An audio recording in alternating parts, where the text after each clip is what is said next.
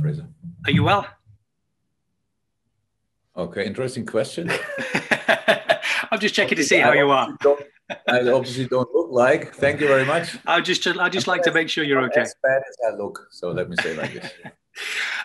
Interesting day yesterday, obviously. Let's start with the transfers that you brought in. First of all, Ben Davies. Tell us about the process of bringing him in and why you thought particularly he was the right sort of player for Liverpool. Oh, it's very interesting signing.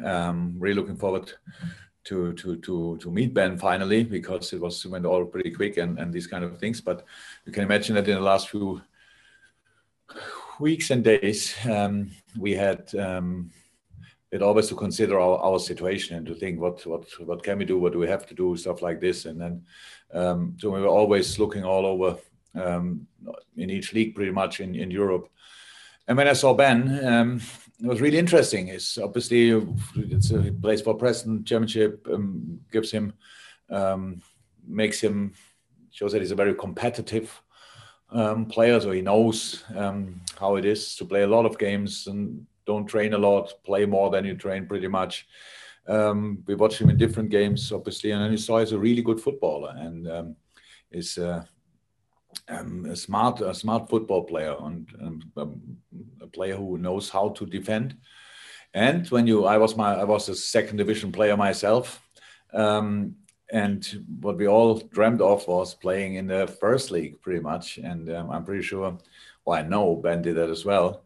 And so now it's a big opportunity for both sides. So for us, getting a player who has experience but still a lot of space for development, and for him, obviously, being involved in a really, really good football team. Not to say that Preston was not a good football team, but I think I don't say too much if we say it's slightly better. And so that means now for him, and I'm a big believer in opportunities and taking chances. And Ben sees it the same way. And so I'm really happy to have him around and to work together with him.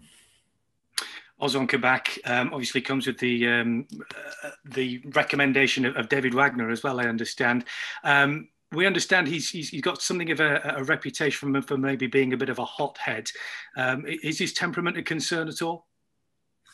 No, and I have maybe to clarify that he's not here because David Wagner was his coach and Dave is my friend. Not at all. So when Dave was at Schalke and he's not there anymore, and we spoke obviously a lot about football, we always do. We are both coaches, so we speak about football. And when he spoke about Ozan, he was always very, very positive. And now in the last few weeks, days or whatever, we didn't speak really because it was not necessary. Everybody knows everything about Ozan. So Ozan is 20 years old, plays already the third or fourth season in adult professional football, and had really tough times with his team. So that's how it is in football. You, as a single player, cannot make the difference. It's it looks from outside always like this. So, but he was even in the season when Stuttgart got relegated, he played a really good season. Things like these are possible. They are just not seen from the outside world too often. But when you're in football, you know that. That's the reason why Schalke signed him. And Schalke has a lot of problems at the moment in German football, and nothing to do with Ozan. But then as a young player, you are again in this situation. So but he never lost the quality, of course not. And he's still a talent, but proved already a lot of things. And now we see that when he comes here in a really stable team, how he's doing a lot of things really good, that it would help him and he can help then us. So that's the reason. And obviously our situation is really strange that we in the moment we are without our first four centre-half choices, which is really strange. And only one of them will come back with Fabinho, and he's actually a six in the next week or so. And so that's the situation. And so we needed players, because obviously we could play very well. When was it? The other day against West Ham and Tottenham in the second half, when Nate and Hendo played together. But our problem is always now since months, if one more thing happens, then we don't know really what to do. Then we start struggling. And the solutions we found so far, they were good. But now we have again more options, and it's not perfect. That's you know that the transfer window is not my favorite window, because we signed the players yesterday and play tomorrow night. We will see if they are available or not. That's not a problem. But then we play 3 days later again. So it means in a position where team patterns are really important, that everyone knows what he's doing. Players come now in new. So, but I'm really looking forward to it, because now it's work under time pressure. That's how it is. We have solutions actually here, and we have now more options in the team. I'm really happy for it. And for both players, it's a big chance, and for us as well. And that's what I really like about the situation. And the injury you mentioned, Joel Matip, that must be a real disappointment for everybody. I have not the right words for it. The things that happen now to the boys is incredible. And now the latest one with Joel is really, really is a big blow for all of us, because you don't not only lose a player for months, you lose on the pitch. I mean, you lose as well the person in the dressing room for a while, because there are surgeries probably necessary or were necessary so far, and then they're out for a while, and you are not that close in contact. So all these things, you don't need that in a moment when the world is anyway not in the best place.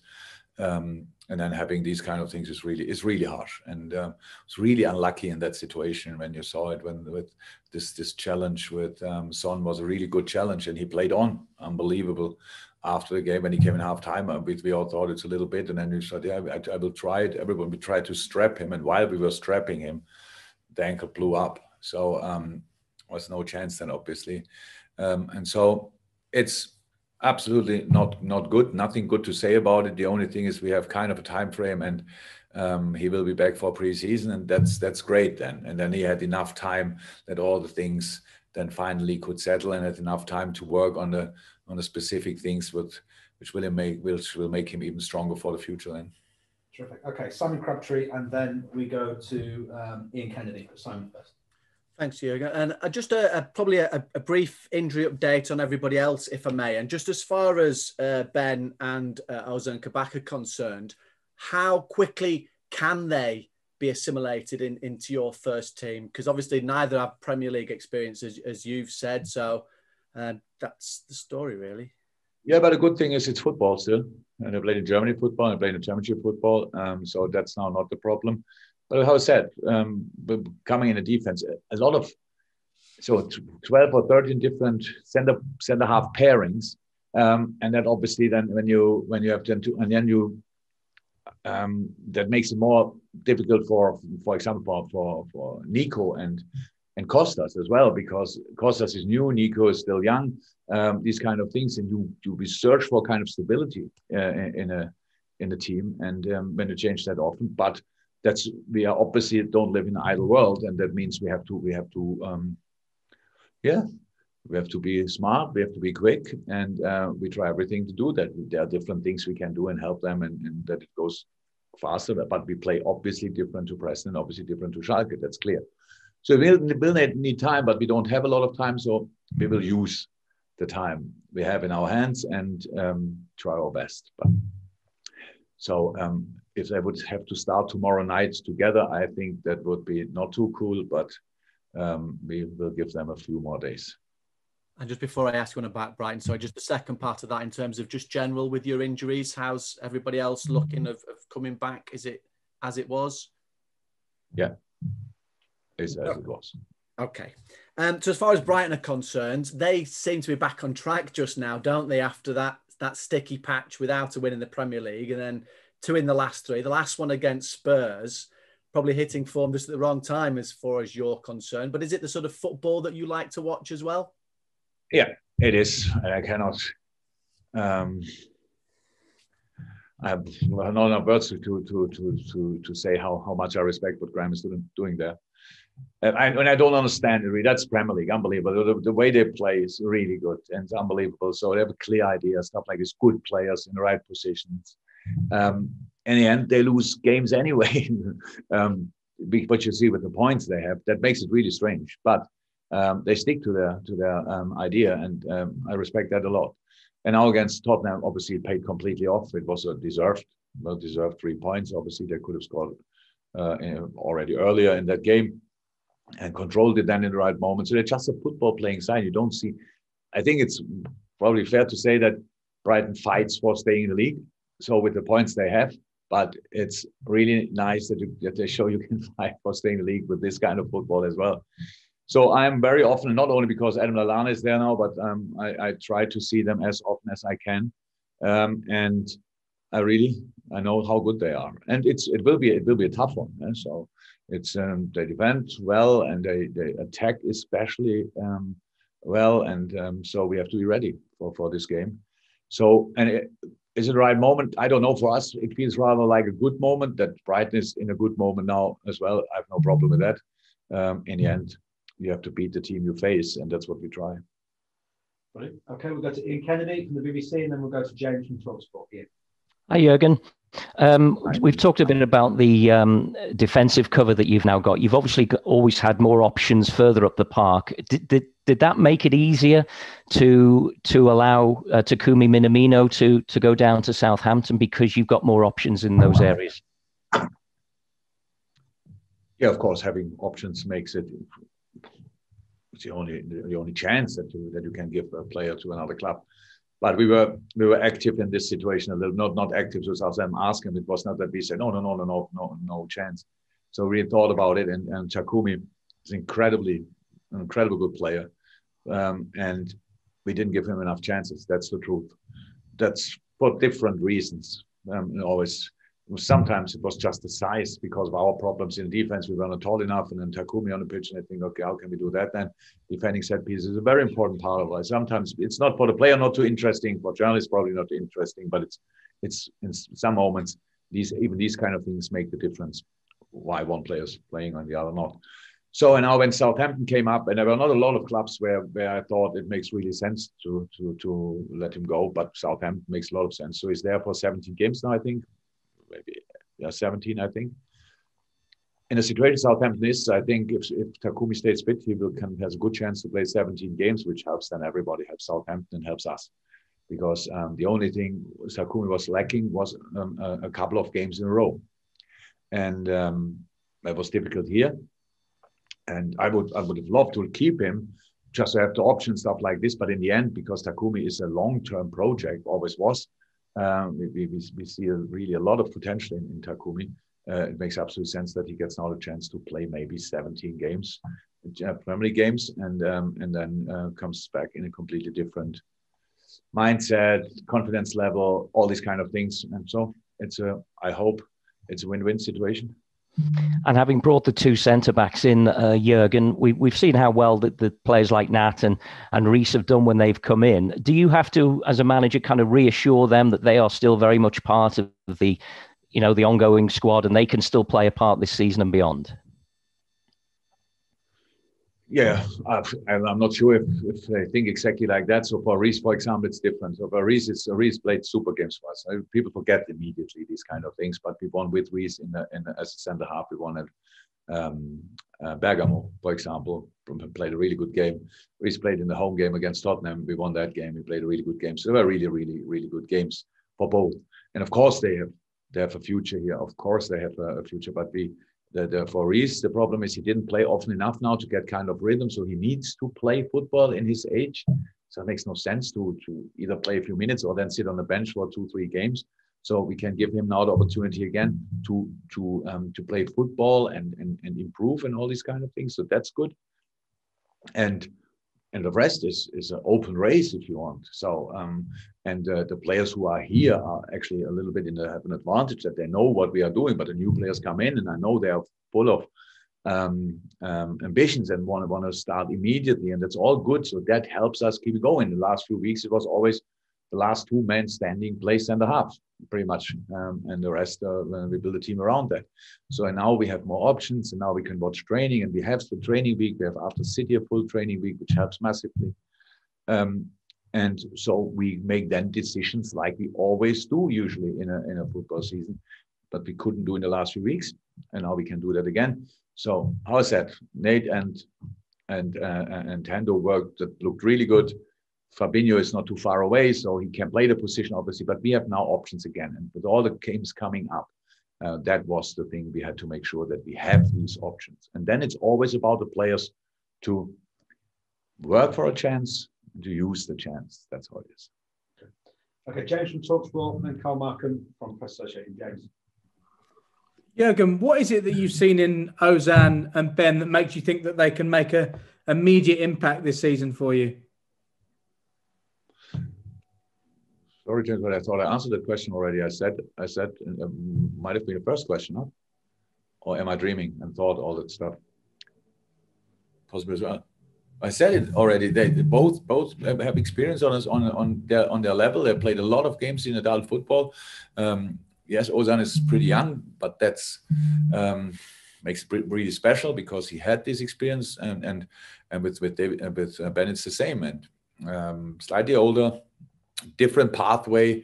But I like that. That's football. It's not. You don't need to watch a Hollywood movie to see these kind of stories. In football, it's possible as well.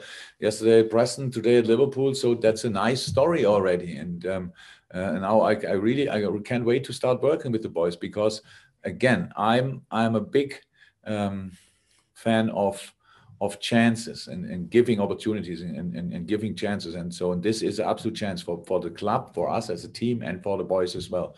And that's great. And now let's go for it. And whatever they did so far was good enough that we wanted to have them. From now on, we expect more. Easy as that. That's how it is. Because together with us, each single player has to make the team better. That's how we always saw it. That's how we always did it. And that helps the team. And the team helps then the players to flourish. And that's exactly what we expect with the two boys as well. Okay, now we'll go to Neil Jones and then we'll finish with Hideo. Neil. Hi, Jurgen, you okay? Hello. I wanted to ask about Thiago. You've had obviously a month of him fit and available and getting a run of games. And how pleased have you been with the way he's settled in and the impact he's made in the side? Good. Really good. Of course, we was far from being perfect, the situation. So with him coming in, being injured pretty early and stuff like this, that's all not really good, but not important anymore. And then coming in and we had to learn. He had to learn how do we play. We had to learn how he is playing without changing everything. You're not giving Thiago. So you buy Thiago Alcantara from Bayern and tell him, okay, nice. But for now, you do this different. So it's a job, and then usually you need time for that it settles, that the things find together kind of naturally without changing too much, just making it better by using the different skill sets. Yeah, and it was absolutely okay. But then we thought it helps because think again, what did he do at Bayern? Which role did he play there? Yes, it was 6, but it was more a double 6 and these kind of things. And so we decided to adapt his position a little bit. It worked out pretty well. That gives us stability, gives him stability. We can use his football skills, which are obviously outstanding. And really good. Okay. Then we'll go to Carl Markham, sorry, which I forgot, and then we'll go to Hideo. Carl. Hey, Jurgen. Hi, Carl.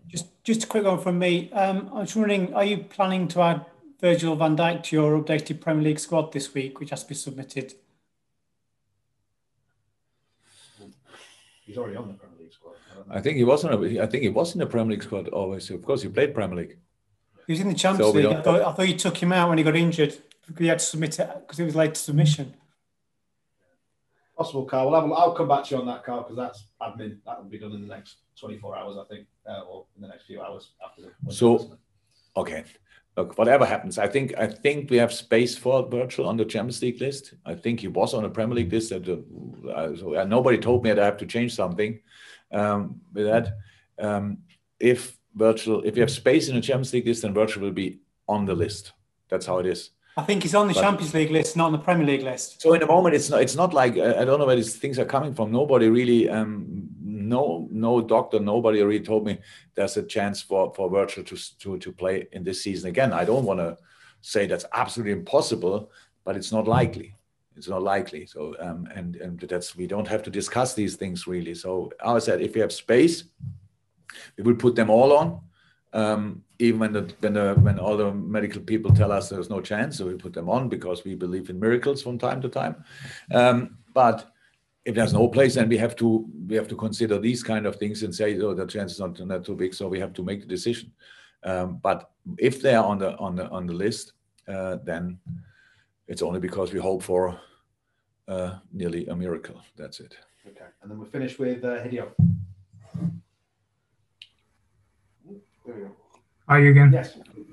Hi. I I see you probably for the last time for 17 games, eh? You move now to Southampton.